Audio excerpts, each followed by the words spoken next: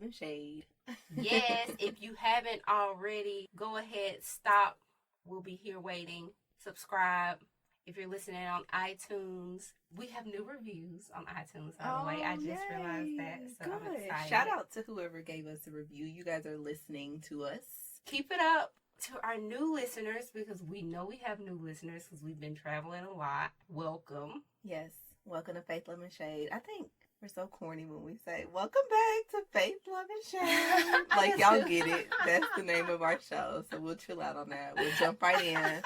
If you are new when you start listening in the shows to come, then you got to start from the beginning. And Okay. You'll catch our little, welcome to Faith, Love, and Shade. I thought the same thing, but I'm like, they do it on YouTube? Yeah, that's fine. But this is our podcast. So if you part of the tribe at this point, you just part of it. And welcome back. First off, we just got back from Chicago. Last week. Yes. Yeah, and just trying to get back to a sense of normalcy in my life, because I told you before we went to Chicago, it was a lot going on. So Chicago was just thrown in the mix of a crazy world. So coming back from Chicago, I'm like, okay, I got to get my together. Same here. I mentioned on the last episode, Cass had a seizure before we left. Right. Is he okay? Did you ever go to the vet? No, he's fine. Okay. I've been doing the same thing, working. You know, I'm starting my YouTube channel. Yes. Bruh, that is so stressful. That is why you are praying for me, because recording that first episode, I don't remember the last time I felt like how I felt. I don't even remember feeling like that. It was sickening trying to record that episode. Oh my God. It was bad. I think you're thinking about it too much, because when you were like, I'm going to let you just edit the vlog that we made for you guys for Chicago, I was thinking about it. I was like, I was doing a lot of the talking when I started editing, and it was my first time doing it. I'm just talking away, and I'm editing this, and I am laughing at myself and critiquing myself. Like, what are you doing? Why do you keep smacking? Why are you talking like this? Like, what is wrong with you? So I can imagine how it feels being in front of a camera. Exactly. That's a and lot. here's the thing. I only looked at the footage for the first time last night when I recorded it about 3 days ago. It just feels awkward in front of the camera. It wasn't that bad. You have to put it out to see how other people feel about you. I wish y'all could see my face when she said that. No, I think you're doing too much thinking about it. How's your book going? You're in a book club. Oh, I'm loving it. Our first discussion was last weekend, and it almost felt like a therapy session. Loved it. So I'm excited. Oh, wow. Speaking of therapy session, and you mentioned counseling in our last episode, so that's what triggered today's topic. I figured we needed to talk about counseling and therapy in the Black community. It's discussed more now, but I don't think people really know how serious it is. Right. Serious in a sense of, like, okay, for example, I was having a conversation with a friend the other day, and we were on the phone, and my aunt called. So when I got back on the phone with my friend, I was like, my aunt is coming into town, and she called me to let me know that she was coming so she could hang out with me. Additionally, she wanted to know if I needed some Xanax. And the person I'm talking to goes, wait, what? Explain this. No, I do not want to hear about your drug problems. What type of anxiety do you have? Have you been medically diagnosed? Being really judgmental. That's how I felt. Well, you did just tell her she's bringing you some Xanax. She's bringing some Xanax. But I'm like, hold up, stop. I had a lot of grace in that moment because I was very offended. However, I said, if you must know, yes, I do have a shrink. I have 2 prescriptions. What's the prescription I got that's similar to Xanax that starts with a C? Is it not Klonopin? Yeah. Is it Klonopin? Yeah. Okay. See, Kiara knows. Yeah. I'm like, I have one for panic attacks, and I have Zoloft for every day. I don't take my Zoloft because I don't want to be a zombie every day, and I couldn't go through that phase, so I didn't take the medicine. As far as my panic attacks, I have the Clofin, whatever. It does jack scrap, and the copay to go see my shrink is $40. And Xanax, for those that don't know, it's like a suppressant. It's definitely a suppressant because it mellows you out. It mellows you out. So, yes, it's a suppressant, and it's a type of drug that's usually for anxieties and sometimes depressions and other things along those lines. Yes, and Zoloft is most commonly known for depression, although I don't have depression. And mood swings, because my mom is on Zoloft for, I think it's mood swings. Okay. So Zoloft is more of a attitude, like a behavior type medication. So yeah. So it kind of makes you consistent with how you are. Yes. With your moods. Yeah. That's exactly what it is. Yeah. So the crazy thing is, I went to my gynecologist and I was telling him how my PMS is crazy. Like, now that I'm off birth control and have been for years, my cycle is normal.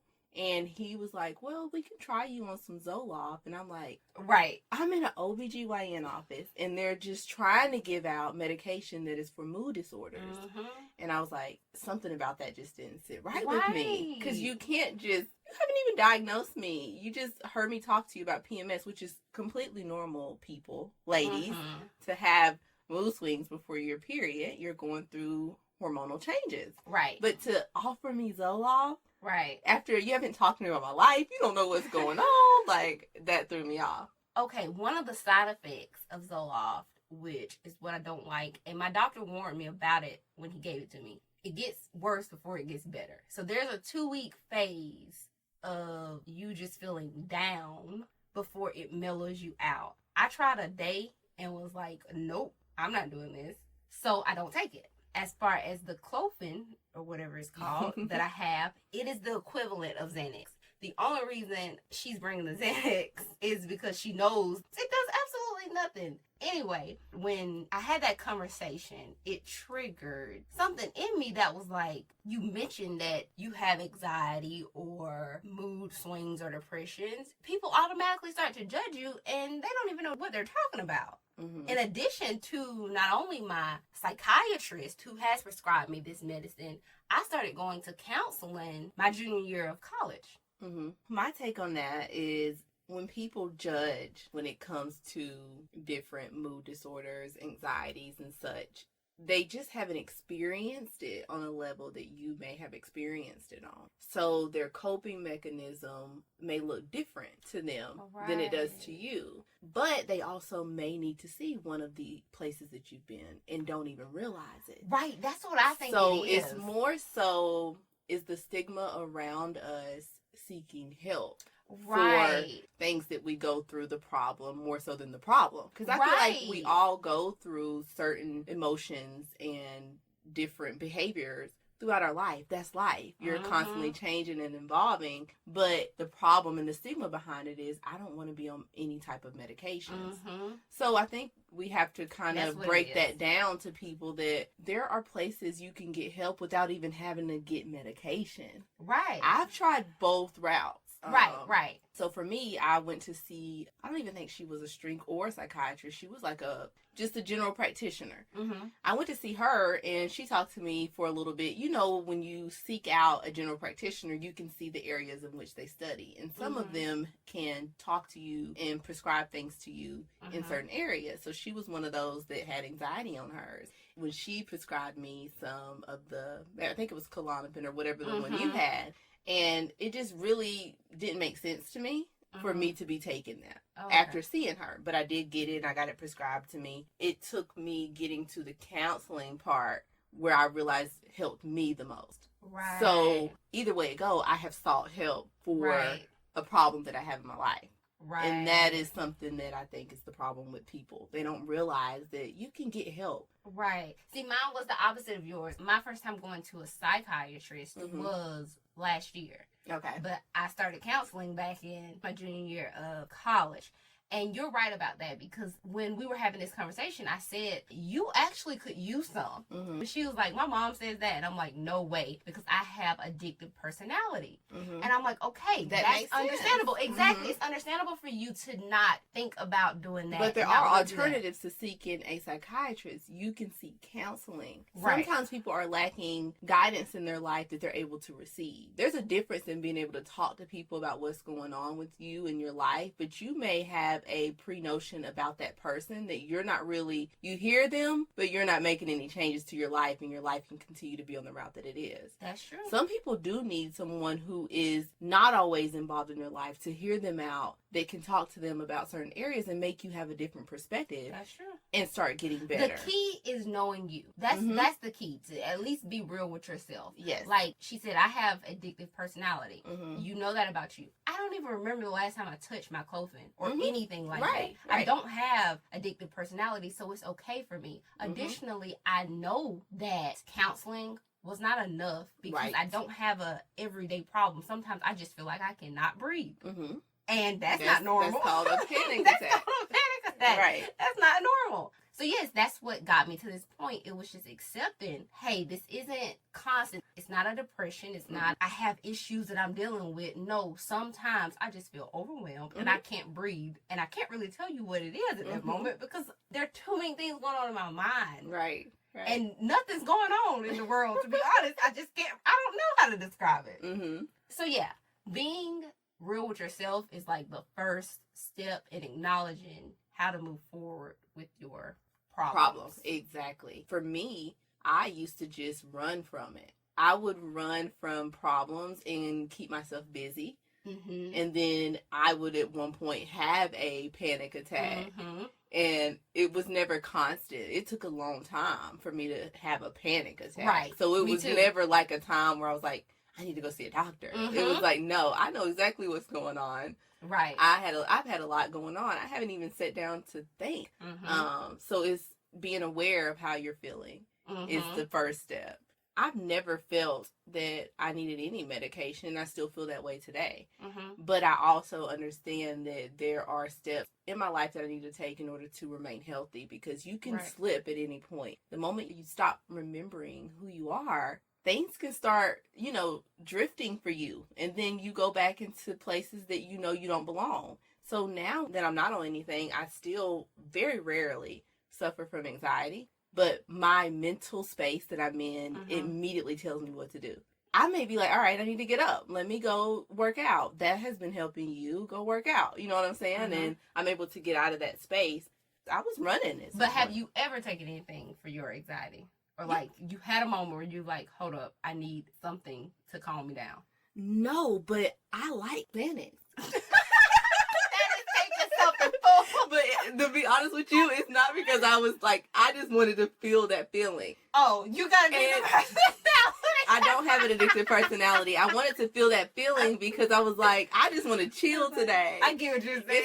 It's because I can be on go. I can perform. I can talk to everybody, but sometimes I want to chill. So, no. I get it. It's like that pen. And that is- it's like that pen we got. Yes. So, listen, I don't want anything prescribed to me. Let's get it out there. I don't want anything. I don't need anything. But I'm not against it because I think some people haven't got to that realization Right. that there's other alternatives. Some people Right. abuse it and some people actually need it. You So, got to yeah. figure out what you want it for. Like, Exactly. what do you need it for? So yeah, and that's me. I don't drink. Mm-hmm. So Right. I don't have really vices. Like if I'm taking something, it's because I'm having a moment. I can't. I'm about to spaz out. Right. I remember when we were talking, this was years ago, you were telling me how overwhelmed you were. Better yet, you weren't overwhelmed. This is when we first started talking about our anxiety and how we were dealing with adulting. And you was like, Shavicia, I came home one day this week and I went in my room, I laid across the bed and I just cried. Mm-hmm. And I just cried. And I just woke up the next morning. Like nothing ever Like, happened. nothing ever Like it was almost like released it, let it go. It's crazy because I'm like, girl, I do that in the car. That's how I know stuff has hit the fan. I'm having a panic attack. Sometimes I will be in the car in traffic and I just started crying. And I don't know what's wrong. Mm-hmm. I can't really describe it. It's just a lot. And people who don't experience that, or some people who do, they think that's normal. They pacify it. They cover it up. Or they just simplify it. It's just life. Right. Like, it's just life. You go through things. That's fine, and Right. that's true. But at some point, you got to face what's going on. Mhm, You have to mhm. face what's going on inside of you, and that's where counseling helped me, and why I enjoy counseling so much, because we got to the root of the problem. Mhm. And I feel like it's not always the root of the problem that causes you to have certain episodes, but Right. it's a trigger in the Trigger. likeness of the Mhm. root of the problem. That is why you can't emotionally handle it, or you have an episode, a panic attack, or a meltdown where you're crying. Mhm. And that is where counseling stepped in and helped me, because once I realized, okay, this is a symptom of something that I'm dealing with that's deeper than what I'm Mhm. currently going through. And then Right. when I realized that, I started healing in those areas, the root problems. So now when things happen to me where I get triggered by something, Right.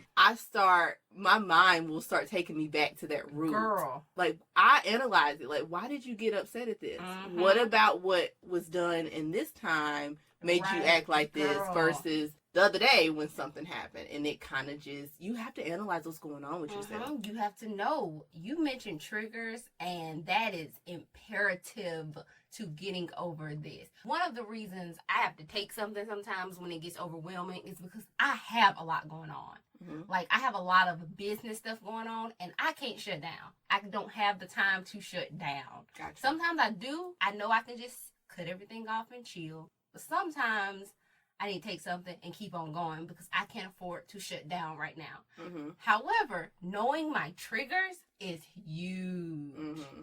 Even in that same conversation, I remember her saying, "Did you leave the house today?" And I said, "Yes, I just got home from work." And she was like, "Right." She's like, "I can't believe for you to be as social as you are, you don't go anywhere. Like, do you not like people that much?" I said, "A little bit." And secondly, I know me. If I'm out, traffic triggers me. Sometimes talking to people triggers me. I just don't want to deal with it. And I have so much going on, I can't afford to be triggered. So you know of things to avoid in order Yeah, for you to have a exactly. productive day. Like, Right. I avoid a lot of stuff Mhm. because it'll trigger me. But do you feel that that's healthy? Or do you feel that that's healthy for you? Because that may, like, to your friend's point, that doesn't look good in her Right. eyes because there's something wrong. But for you, if that's healthy for you and if you completely feel healthy in your life, then I feel like that's okay. Right. If for any reason you don't feel like, oh, this is healthy for me, Mhm. then you need to go dig and work at those areas. Exactly. And that's what I mentioned. Mhm. I don't have a problem with it. I don't think it's unhealthy because there have been seasons where I beat myself up for being like this. Like, Mhm. why can't I go out like a lot of young people? Why don't I want to go to clubs and stuff like that? And then I had to accept that's just me. I That's who don't you do are. that. Don't That's who you touch are. me. Don't bump into me. I just don't like being around a lot of people. And that's fine. So that just means that's who you are. That's You just who have I am. accepted who you I are. have accepted who I am. And for anybody who tries to, judge you for the things that you don't do, you have to be like, okay, that's fine, Right. but this works for me. It works. And I accept it, who I am for me, and you keep it moving. It works. For me, I feel like I'm becoming more aware of triggers. It's never going to be to a point where you've completely found every trigger in your life. Mhm. They're going to always come up, and you're always going to have to deal with it, analyze it, and you make a decision at that moment how you want to move forward. Mhm. And accepting that. Any moment you try not to accept Mhm. that this isn't for you, this isn't right for you, this isn't right for your life, something's wrong with this. You felt this type of way about this situation. And eventually I got to a point where I realized you can't erase things that have happened in your life. And sometimes there is just going to be like a residual thing that's still there that you never get rid of. Right. And the past isn't going anywhere. Exactly. It happened, but accept what happened and move on. Is there anything else that you want to add or give tips for people who may be going through any type of anxiety in their life? Any panic attacks, any downness or depression, or days where you just don't want to do anything? Know who you are. Like, be honest with who you are. Acknowledge it. And that's the first step to getting over it. I'm aware of who I am and I'm good with that. I know that I'm probably going to have a conversation with my future spouse that goes like, look, if I'm sitting or I walk away and I get real quiet or I'm in my closet, leave me in there. I'm going through something right now. Right. Give me a moment.